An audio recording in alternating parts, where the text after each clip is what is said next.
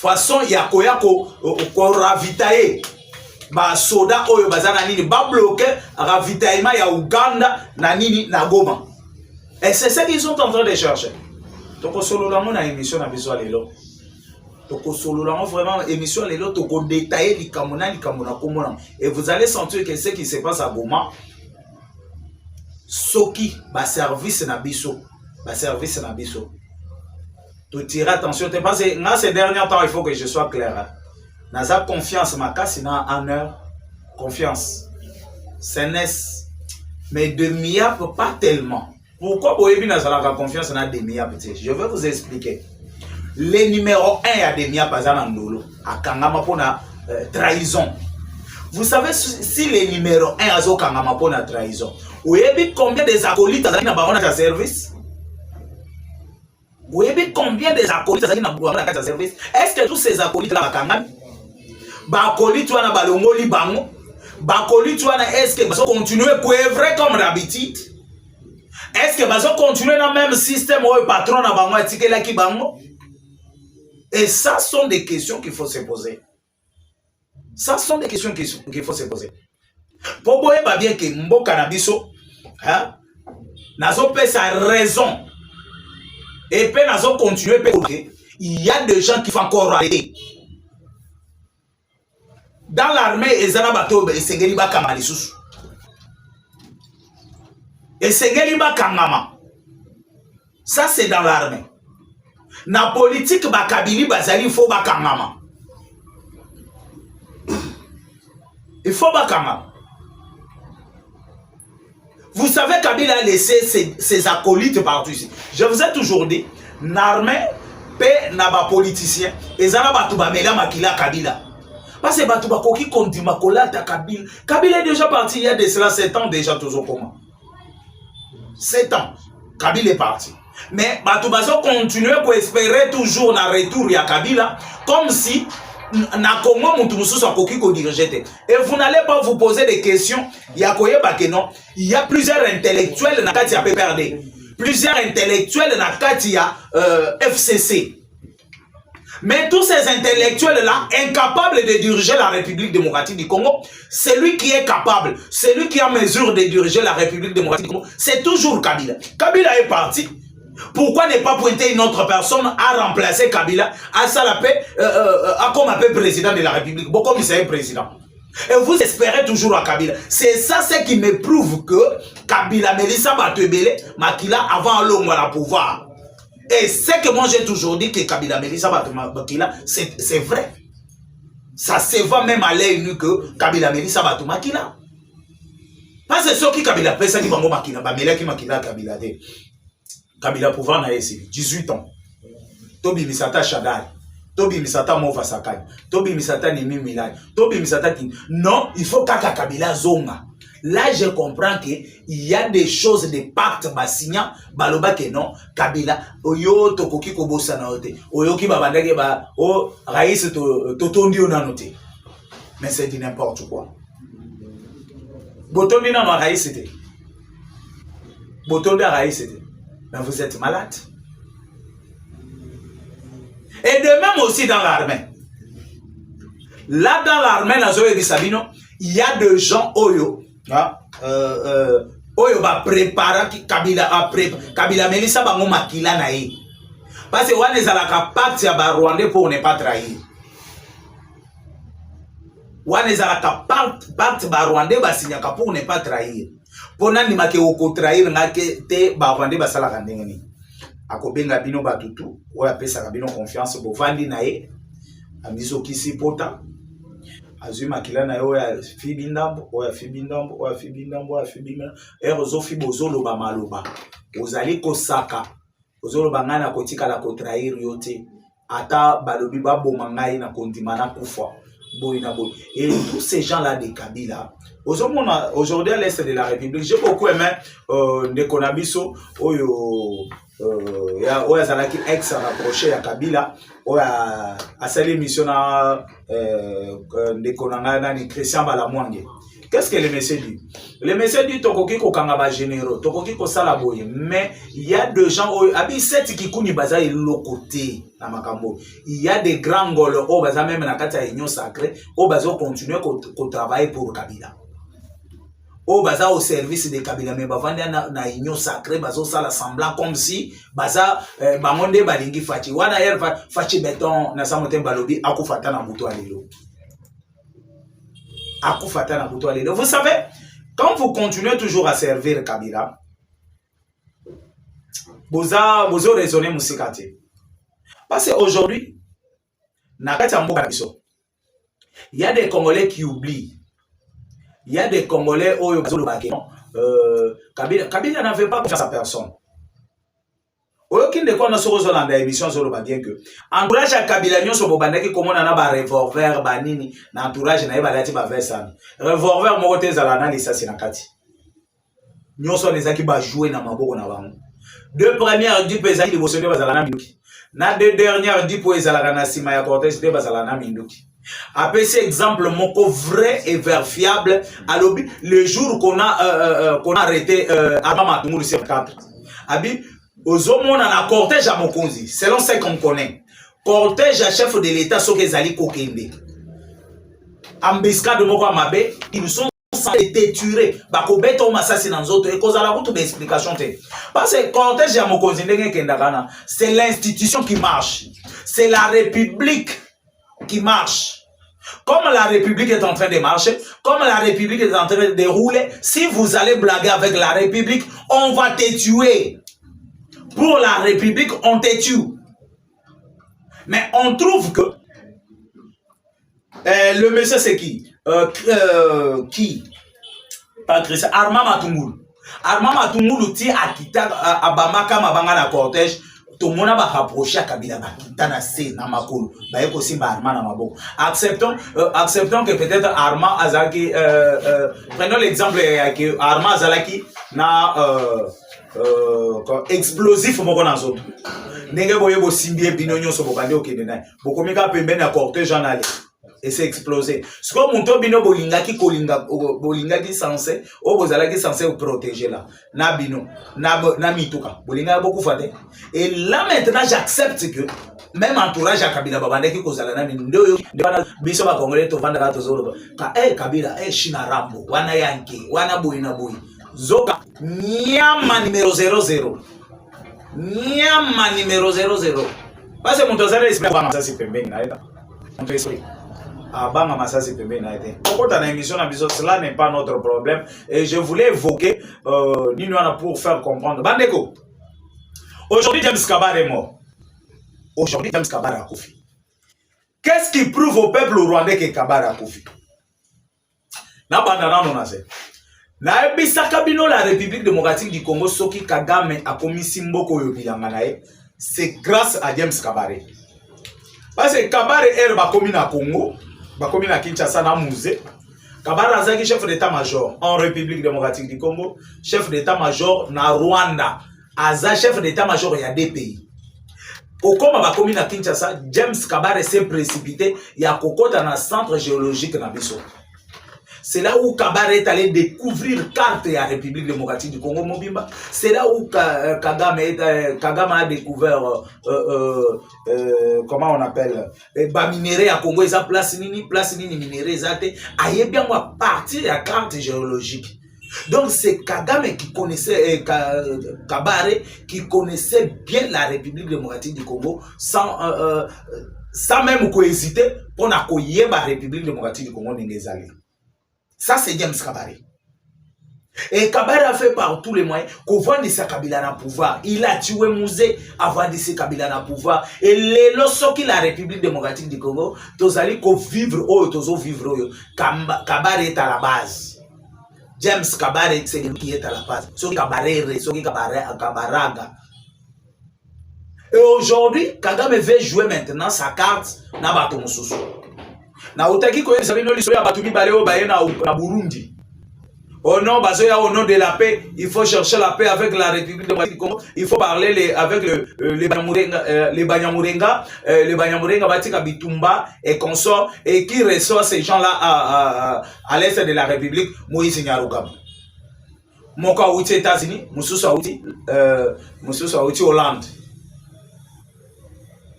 Moussoussa outi Londres plutôt. Outi Londres. Vous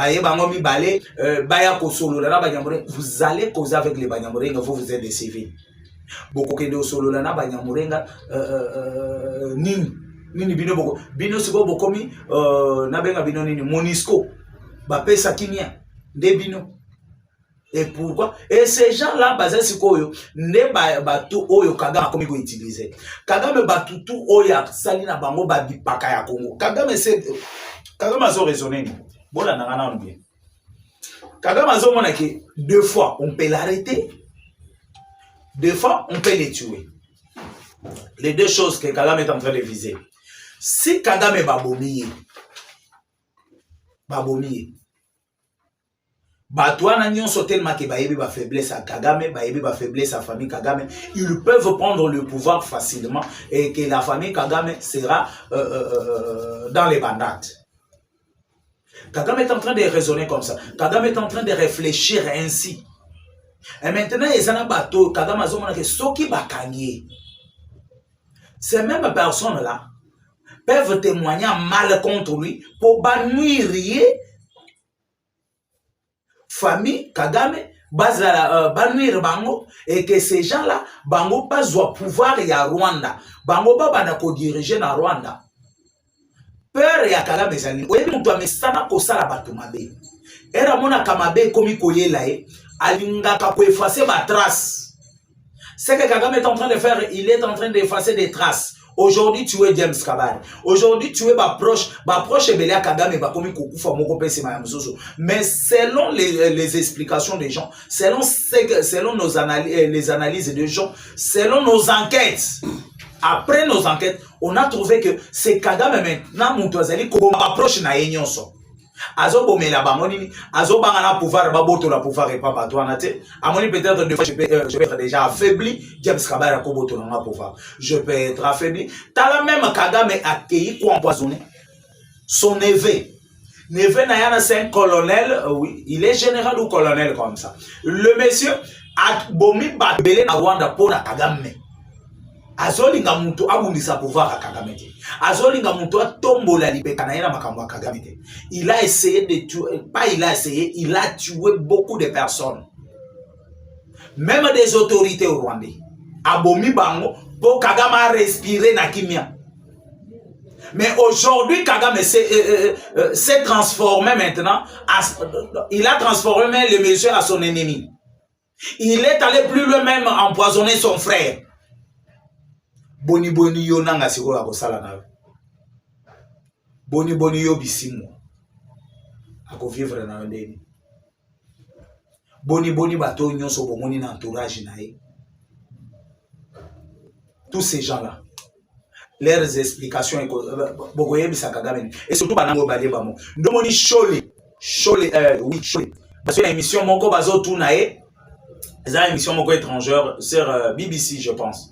Batounier ba lobby Shole abe Shole tomoni na doa ba signé les Rwandais accepté de signer et oui c'est ce qu'on cherchait parce que l'église est là pour chercher la paix. Si vous ne le savez pas, nous l'église nous sommes au milieu pour trancher ce qui se passe, mais ce qu'on demande à notre chef de l'État, c'est de convoquer les dialogues inclusifs. Parce que le problème n'est pas le Rwanda, le problème ce sont nos frères congolais qui sont là à l'est de la République avec des armes à main. Écoutez vraiment l'explication d'un prêtre catholique qui cherche la paix. Si vous ne le savez pas, tout a commencé avec ces gens-là. Herba botoli bango école effectif. Herba botoli bango biloko ba $100 babandaki kozwa. Ba botoli bango biloko ba carburant de Mwanda. Ba botoli bango biloko ebele. Nde omona bato na bakota siko en guerre avec Félix Antoine Tshisekedi Tshilombo. Et c'est ce qui a permis bato na bakota score en guerre. Balo bakeno, nous maintenant, to koti na bitumba na Félix to ko bundisa yeti na dernière énergie. Na raison elle a dit soloana. On a meka pour éclairer bino sur ce que chose à parler. Et maintenant, James Kabare na bato na nyonso. Bah, il faut se rendre compte que Kagame devient plus dans obstacle. Parce que Kagame a vivre en paix, mais ce sont des James Kabare et consorts, bazo ba sanction, bazo linga ba voyager, bazo non. Kagame a eu mon asiko bateau yo. Un jour, bakoya kotondi sa masiko mabe bazo sala bango etondi ba lebi malgré tout, bisonde ba tout bana sala makambo ete muntu asala ma. C'est comme il a azongi à Rwanda, il a coopéré dans l'hôpital militaire. Il y a un problème. Elle va opérer, James Kabare, 5 parents, il a 2 enfants, même na Bokilo, Azana Koko, et le monsieur n'a coopéré na famille depuis ba opérer James Kabare, ti les lois Koufi, batikala comment na James Kabare, ba éviter que l'opération il est en vie ou bien il n'est pas en vie. Et si vous avez Kagame appelé si ba ordre mon tokoki koko ta ko rendre James Kabare visite à Zate. Et c'était aussi l'erreur de la part de James Kabare. Parce qu'il allait accepter ba opérer même à l'étranger. Famille na yeba linge ki bazala na facilité de commencer à les visiter. Comme c'est tout à fait normal, comme on makila 14 millions de Congolais et comme ko baluka bango na misu, bazo yeba nini tete. Parce que yeba ki bien que au Rwanda, poisson na zui na zui na Rwanda. Qu'est-ce qui manque que si je rentre au Rwanda, ils peuvent encore m'empoisonner de plus. Mais il n'a pas tenu compte de ça. Il s'est plongé dans la bêtise. Il y a Koyambangu, il a coopéré dans Rwanda. Voilà, aujourd'hui, il est mort comme un bébé. A Koufi Lokola, Moutumoro Boye, a Salela Rwanda et Logoti. Un soldat à Moulongo, un liki-liki. Pas même des honneurs. Pas même des honneurs. Pas même communiquer non. Nous avons perdu James Kabare. Parce que vous allez me demander que ceux qui communiquent les alités, yo bien mon famille c'est sa famille qui va crier sur ça. C'est sa famille qui va crier James Kabare est mort. Parce que la famille n'a pas contenté plusieurs fois. Comment est-ce qu'on a besoin d'un hôpital? Tu as visité. Papa n'a besoin d'un hôpital. Mon père n'a pas besoin d'un hôpital. N'a visité.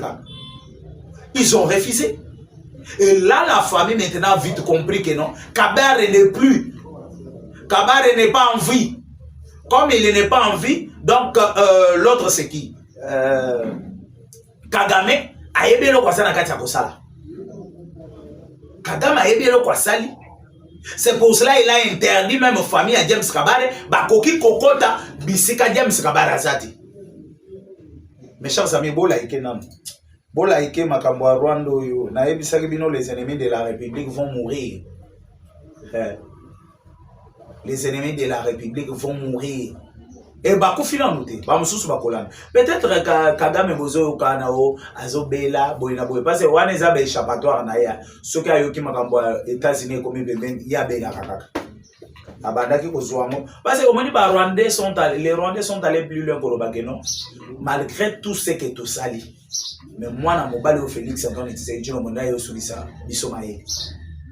Même bao bomoni batikala na inyo so qui salité bazo baluka wana. Bazo lo l'union sacrée non.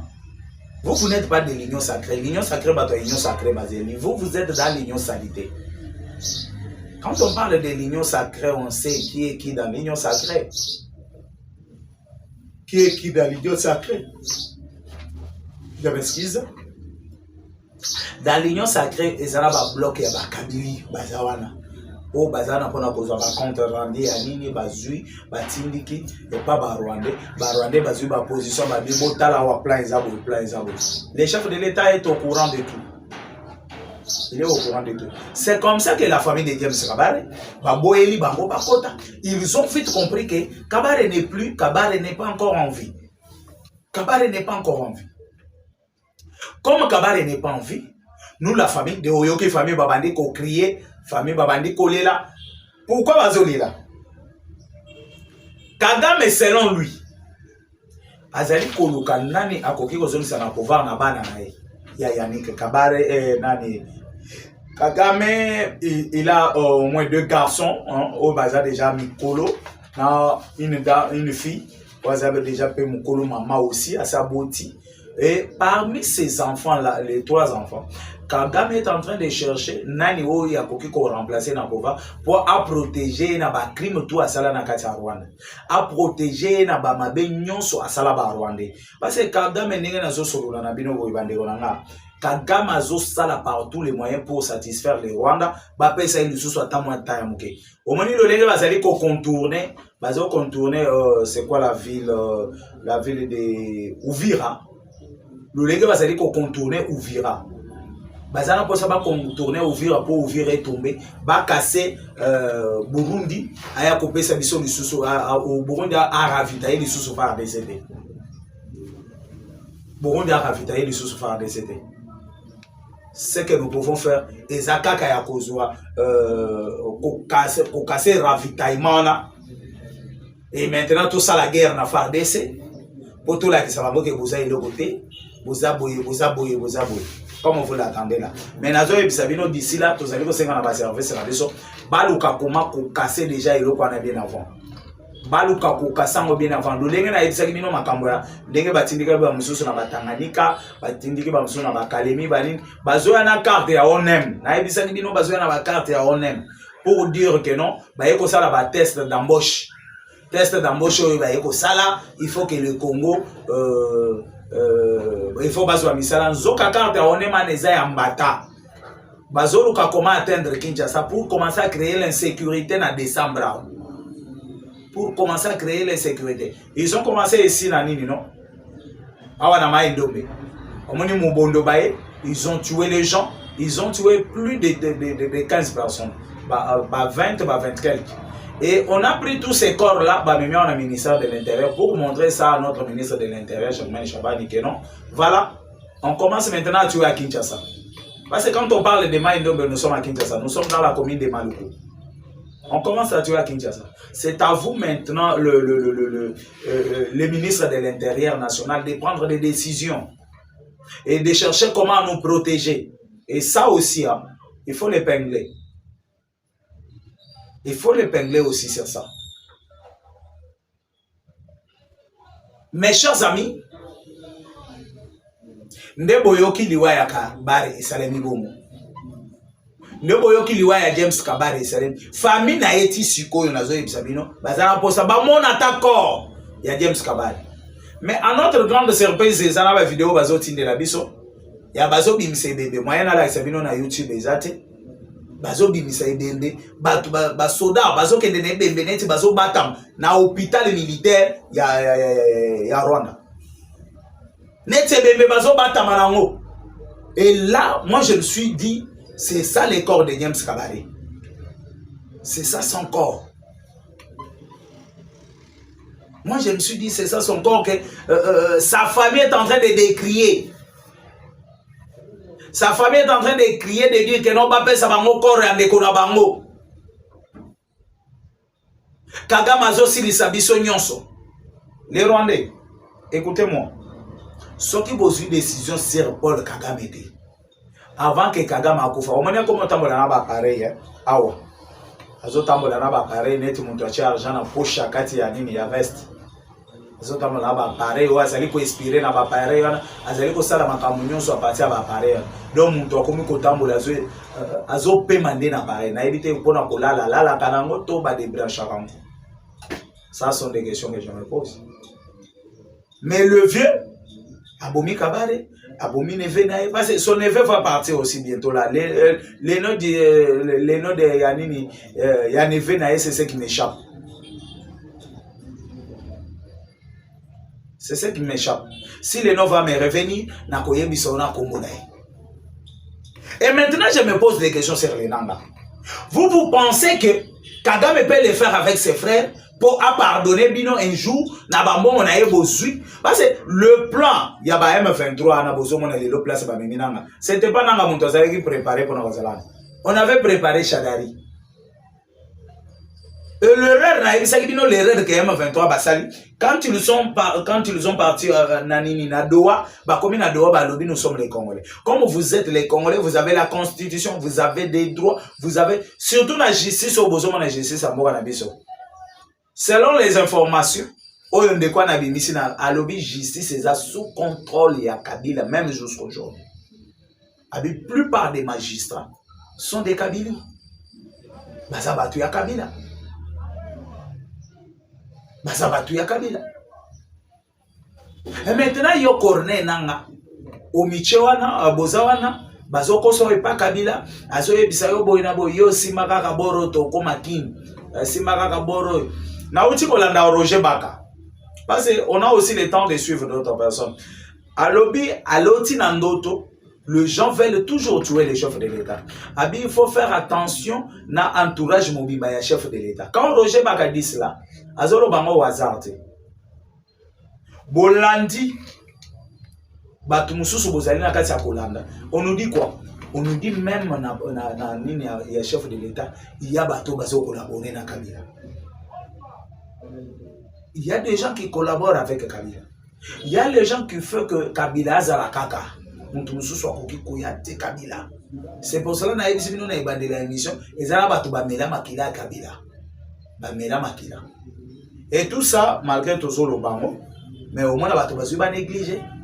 Et demain, ou le lendemain, au moins, moi, de Komoro Boyadimi, au Tengane Nasa Kamakasi. On a Bitumba, il y a Est de la République. Ngai na zuba risque belera ba Rwanda ndeko na ngai chancela tika na ebiso ile komoko ona ana soka emission na ebiso ile komoko ba risque ezana muntu azoka ba risque le kamususu et surtout ceux qui bossent na champ de bataille binonyos. Peut-être toi tu dis zuba risque ya makasi on a landi vidéo na où tu t'es attaqué na bomba ceux qui muntu moko boya répondre mais tu as mêlé tout le monde dans tes bêtises là. Tu as mêlé tout le monde. Augustin Kaboya Tobomba, communicateur Nabino et IDPS, Bofuta Karana, les Anna montent peut-être à Zouaki Barisque. D'ailleurs, les chanceliers qui ont expliqué. Les gens qu'on a tués, les gens de l'IDPS qu'on a tués à l'est de la République, Gomana Bukavana, Baloba Kita, ce qu'on risque, toi tu as envie. Mais eux sont partis. Yona Bango Banani Bazoki Barisque à Magasi.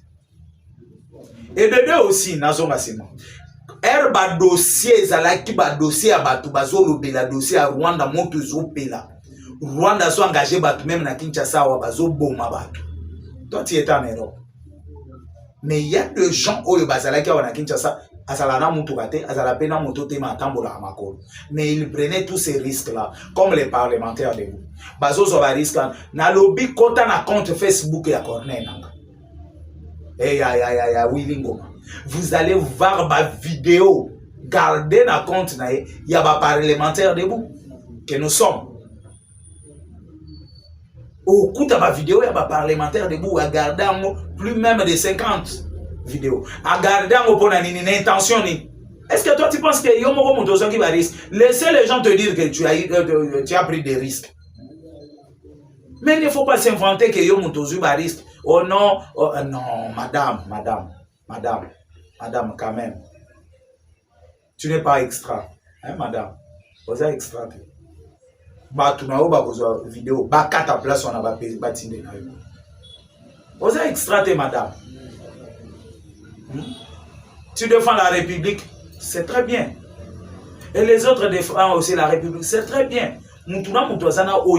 Pour la République. Mais il ne faut pas t'inventer que toi, tu as travaillé plus que tout le monde. Non, ça moi, je te dis, c'est faux. C'est faux. Je te dis, c'est faux. Ça, c'est l'orgueil. Ça, c'est l'orgueil, madame. Je pense très bien que Nazana Souka émission mon numéro plus 243 82 75 76 085. Ciao.